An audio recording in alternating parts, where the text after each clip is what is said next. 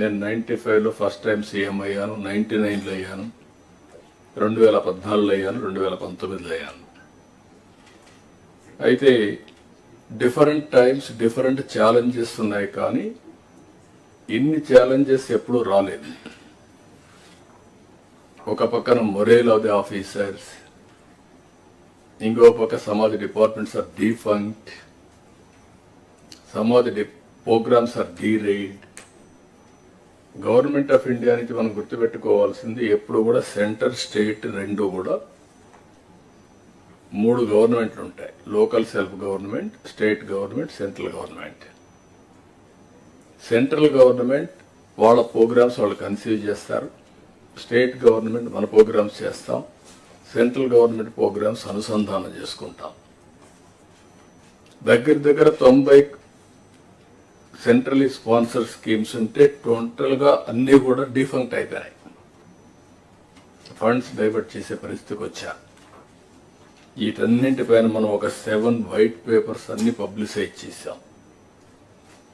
Public కూడా మనం గుర్తుపెట్టుకోవాల్సింది, ఒకసారి పనిష్ చేశాం, మీరు వచ్చారు, మొత్తం సరిచేస్తారనే ఉద్దేశంతో మీకు మ్యాండేట్ ఇచ్చామనే అభిప్రాయంతో ఉంటారు. అది ఉన్నప్పుడు మనం ఎక్స్ట్రా ఎఫర్ట్స్ పెట్టాల్సిన బాధ్యత మనందరిపైన ఉంది.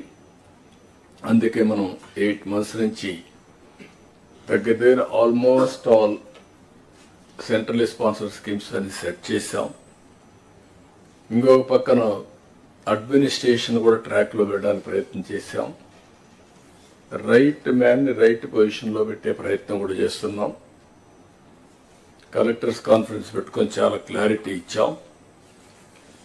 ఈరోజు మనం ఇవి చేస్తూనే షార్ట్ టర్మ్లో ఏం చేయాలని అవన్నీ కూడా సెట్ చేసి లాంగ్ టర్మ్ 2047 స్వర్ణ ఆంధ్రప్రదేశ్ కూడా డాక్యుమెంట్ తయారు చేశాం మీ అందరి భాగస్వామ్యంతో. Viksit Bharat government of India తయారు చేశారు, మనం స్వర్ణ ఆంధ్రప్రదేశ్ తయారు చేశాం. వికసిత్ భారత్లో చాలా స్పష్టంగా ఏమేం చేయబోతాం వాళ్ళు చెప్పారు. మనం స్వర్ణ ఆంధ్రప్రదేశ్లో మనం క్లారిటీ ఇచ్చాం. అయితే ఇక్కడ మనందరం గుర్తుపెట్టుకోవాల్సింది, ఈ రిసోర్స్ అని మొబిలైజ్ చేసి 15% మన ఎకానమీ సస్టైన్ కావాలి అంటే, తిరిగి చేసిన డెట్ రీపే చేసి మళ్ళీ మనం ముందుకు పోవాలంటే 15% గ్రోత్ రేట్ ఉండాల్సిన అవసరం ఉంది. CAGR 15% గ్రోత్ ఉంటే ఎంత డిఫరెన్స్ ఉందో ఫైనాన్స్ డిపార్ట్మెంట్, ప్లానింగ్ డిపార్ట్మెంట్ ఒకసారి ఎక్స్ప్లెయిన్ చేస్తారు.